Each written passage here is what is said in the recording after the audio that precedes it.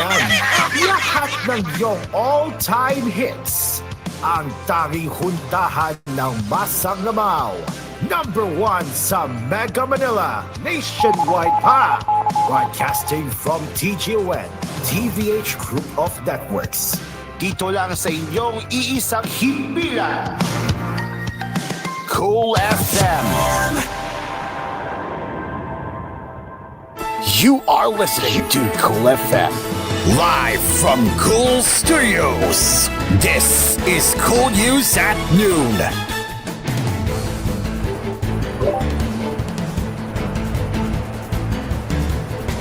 Good afternoon, and welcome to Cool News at Noon. I'm Cairo, aka Asper. The Philippines will get a $4.40 million grant from the Green Climate Fund, GCF, for funding climate adaptation and mitigation projects, bringing the total grant to $139.9 million, the Department of Finance said on Wednesday. In a statement, the Finance Department announced that the GCF board approved a total of 17 funding proposals for adaptation and mitigation projects, along with 6 new accredited entities. These approvals cover sectors such as coastal resilience, sustainable agricultural systems, ecosystem restoration, and climate technologies. The DOF's active involvement in the GCF board and the recent success in securing the Philippines' hosting of the Loss and Damage Fund board, along with its championing of climate finance initiatives in the country, highlights DOF's leadership in mobilizing climate finance, DOF said. One of the approved projects was the Collaborative Research and Development Business Program for promoting the innovation of climate techno partnership. This project aims to facilitate technology transfer and enhance the local ecosystem for climate technology by empowering local entrepreneurs in the Philippines, Cambodia, Indonesia, the Lao People's Democratic Republic, and Vietnam.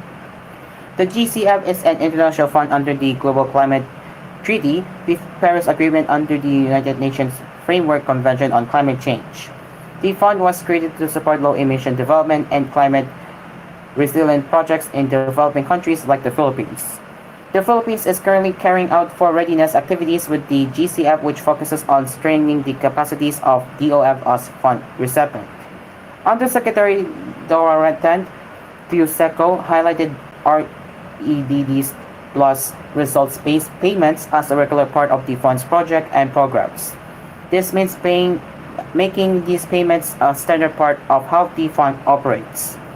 REDD Plus is a program run by the United Nations that helps countries cut down on pollution from cutting down and damaging forests, which will allow the integrate the funding model D into the regular project and program activity cycle of the fund.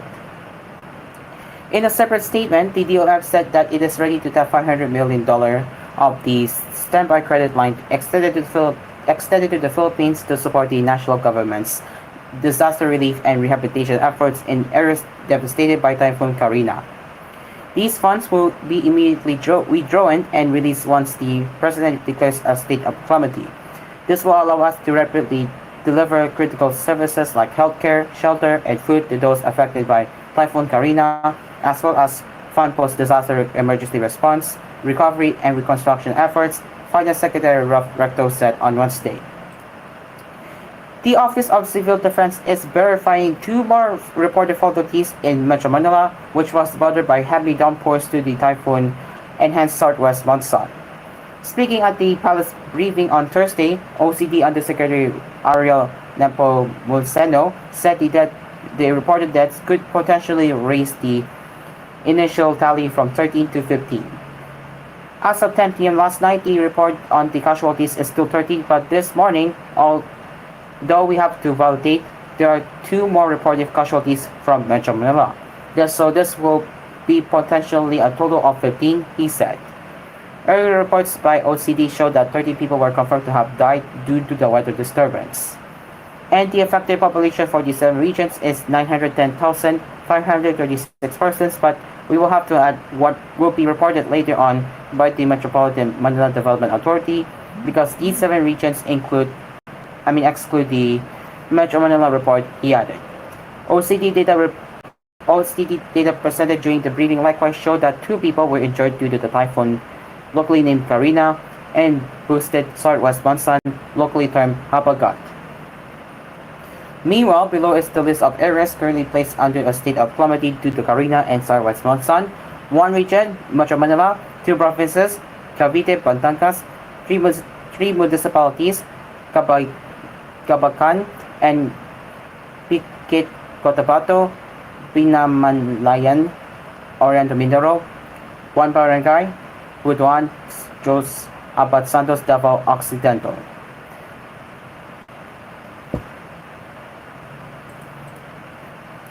The Department of Trade and Industry Secretary Alfredo Pascal said Wednesday the agency activated its monitoring team to check if supermarkets and groceries are following the price freeze in areas declared under the state of calamity due to Typhoon Carina and the southwest monsoon. Under the Price Act, necessities are automatically put under a price freeze at the prevailing price for not more than 60 days. We have activated our monitoring teams to strictly enforce the price freeze, Pascal said in a statement. The price freeze, effective immediately, aims to protect consumers from unjust price increases during this time of crisis. The Metro Manila Council on Wednesday placed the entire National Capital Region under a state of calamity due to widespread flooding. Among the necessities being monitored by the DTI are bread, canned fish and other marine products, potable water in bottles and containers, processed milk, locally manufactured instant noodles, coffee, salt, laundry soap, detergent, and candles. We are committed to ensuring that basic goods remain affordable and accessible to all affected residents, Pascal said. He added that those found violating the law, including those found profiteering and hoarding during a state of calamity, would face penalties, including imprisonment.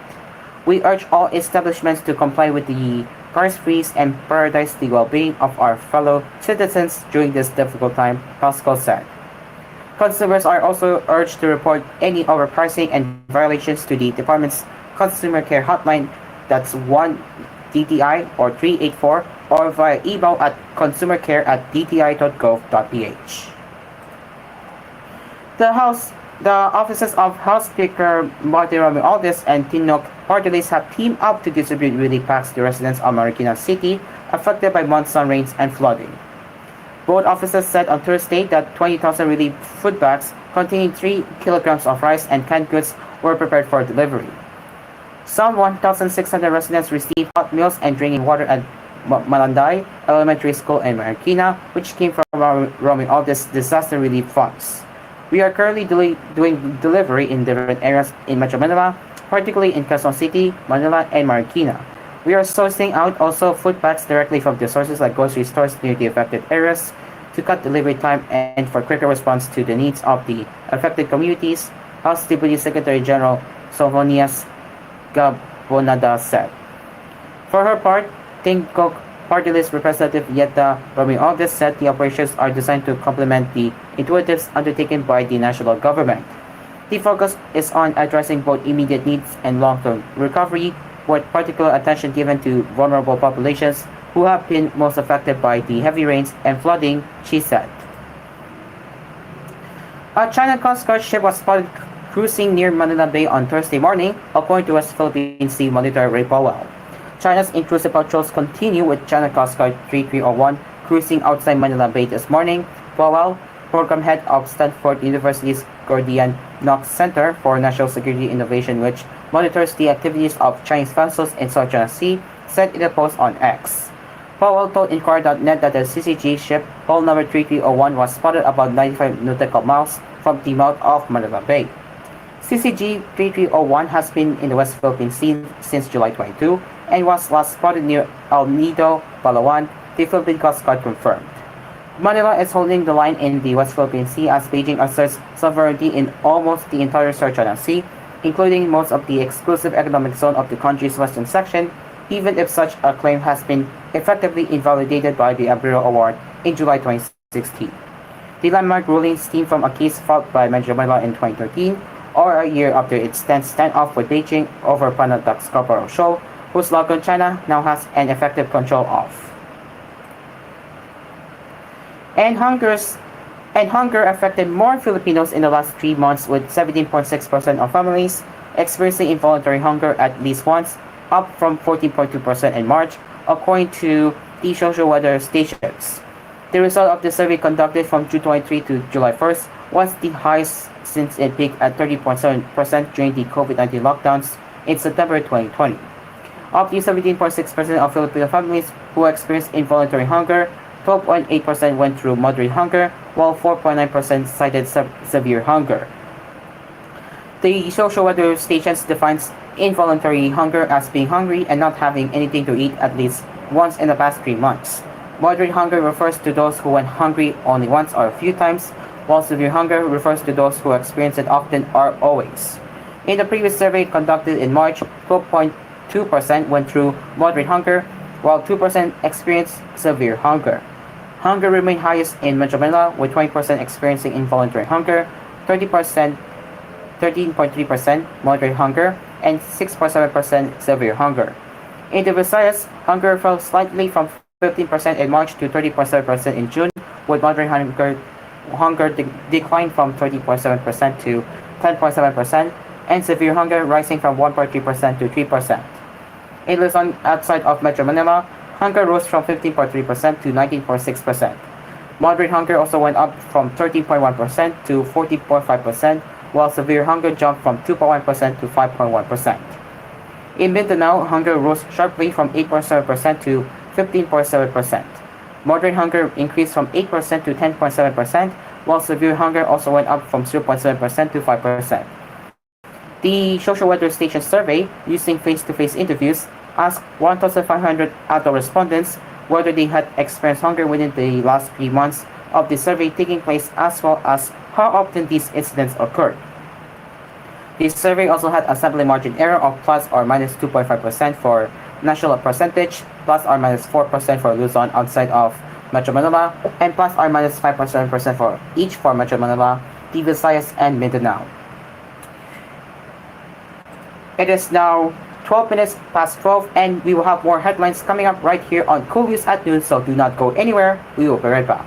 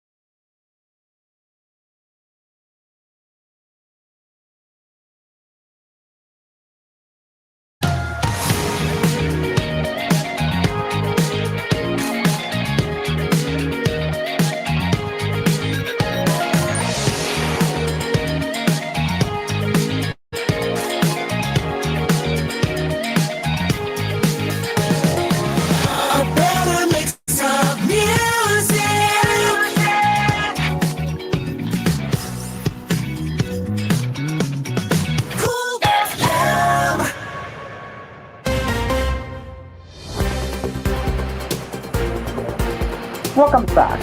The ranking of the Philippine passport held steady at the 73rd spot out of 199 passports, according to the 2024 Headley Passport Index, which ranks the passports, the world's passports based on the number of countries their holders can access without a prior visa. However, the number of countries Filipinos could travel to without a visa or through visa on arrival access went down to 67 out of 272 possible destinations compared with 69 earlier this year. The Philippines lost access to Armenia and Togo since January, both as part of a broad switch from visa on arrival to e-visa, bringing the score from 69 to 67. Scott Moore, managing director of Brentley and Partners, which released the report, said during an online briefing on Wednesday. But Moore pointed out that these policies did not affect the country's ranking. From 2015 until now, besides COVID-19, the general trend is up for the Philippines passport ranking. The Philippines is viewed as quite stable right now, and as the Philippine economy continues to grow, it should continue to see improvements on the passport's visa-free access, he said. According to More, the report has consistently shown a strong correlation between a country's visa-free score and its economic prosperity. Nations with higher visa-free scores tend to enjoy greater gross domestic product per capita, increased foreign direct investment, and more robust international trade relationships, he said. The Philippine economy expanded by 5.7% in the first quarter, outdoing most of its peers in Southeast Asia. Ranked highest on the index was the Singaporean passport, which reclaimed its position as the most powerful, with visa-free access to 195 destinations. Next were the passports from France, Germany, Italy, Japan, and Spain, each providing access to 192 destinations. The so-called Telling God 13, led by former lawmaker Saldo Ocampo and ACT Teachers Representative Franz Castro, had given their notice of appeal before the Davao Regional Trial Court that convicted them of child abuse in connection with the 2018 rescue mission for Luman resident students and teachers in the Southern Province. In the 5-page submission filed on July 22, Ocampo and Castro notified the Tangum Regional Trial Court Branch 2 that would appeal its July 3 decision to convict them before the Court of Appeals.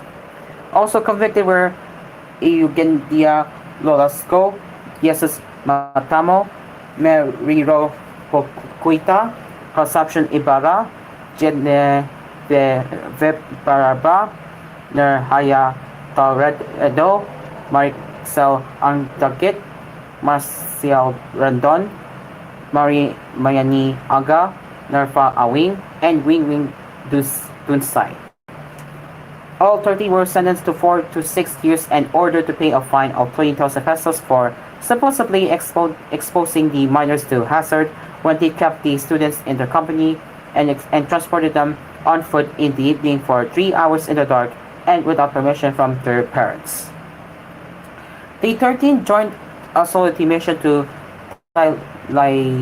Taningod in November 2018 in response to reports of a paramilitary group harassing local indigenous communities. And now for the tech news. On July 22, 2024, then tech billionaire Elon Musk said Tesla robots will become widely available for other companies in 2026. Tesla will have genuinely useful humanoid robots in low production for Tesla internal use next year and hopefully high production for other companies in 2026, his X message said.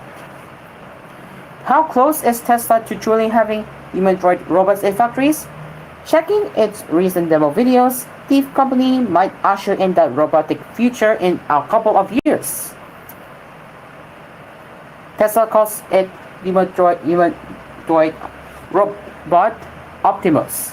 Consequently, the robot's official X profile is Tesla Optimus, and it posted the actual machine in action 2 months ago. The clip shows the Tesla robot stacking batteries in a box, showing that it can already assist in important operations.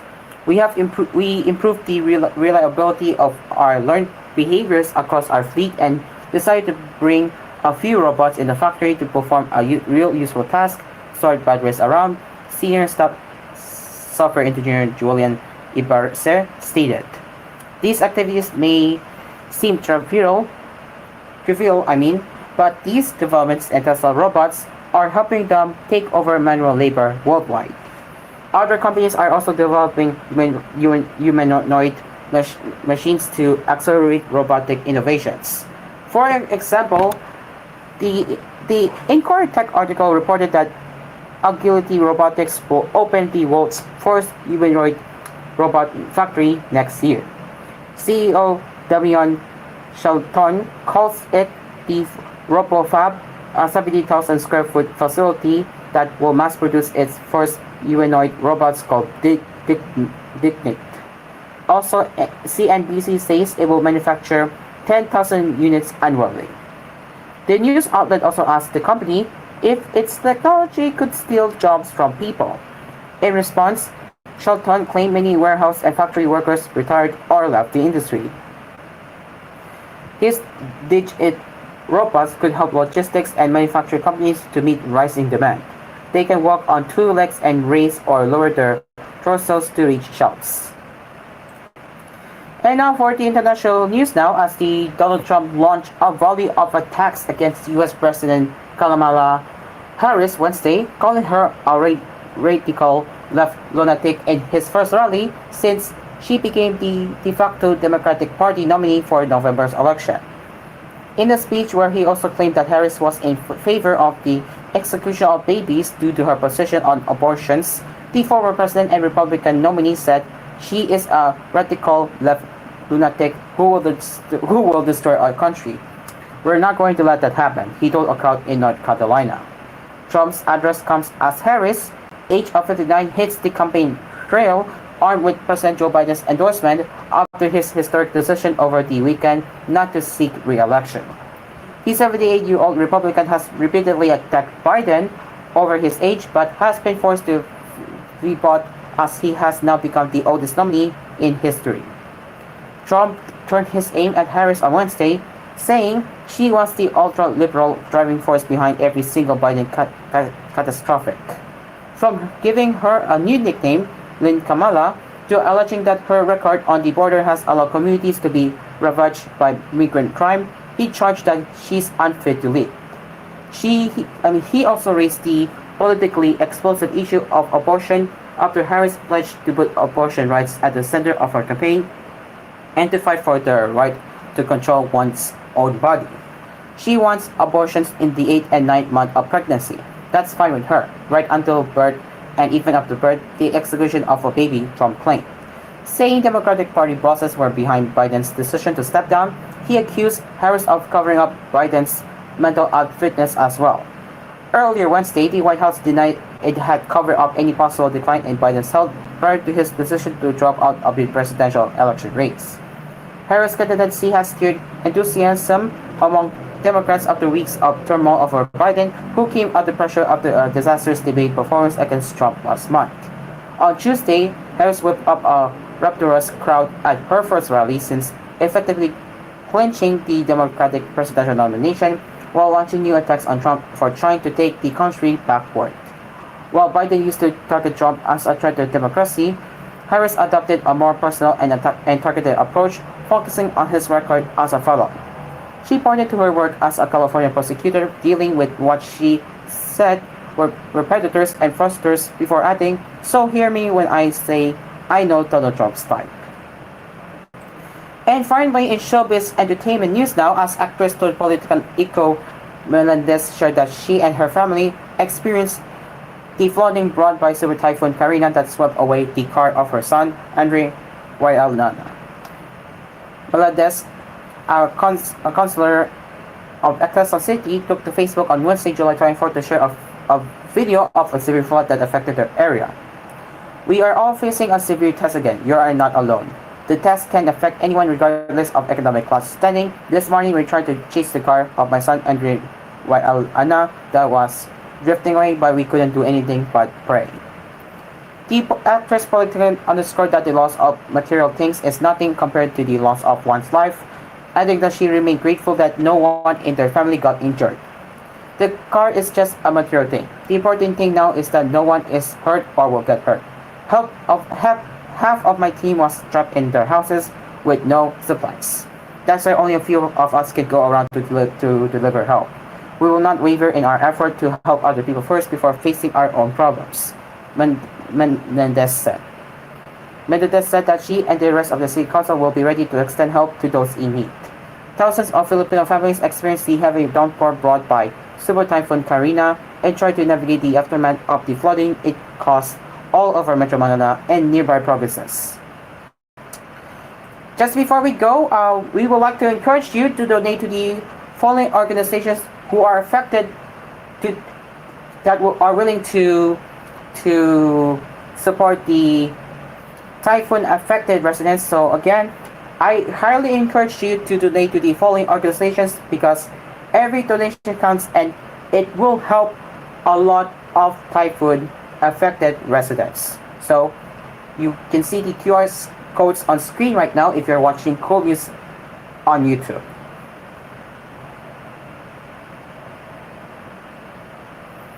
Once again, donation will greatly be appreciated if you can help them. And that is it for koolNews at noon. As always, you can always get in touch with us at tvh.philippines.news@gmail.com. And we will be back later with koolNews at 4, 6, and koolNews Prime Time at 9. Until then, I am Cairo, aka Aspir, and we will see you later at 4 in the afternoon. Goodbye for now, and good afternoon.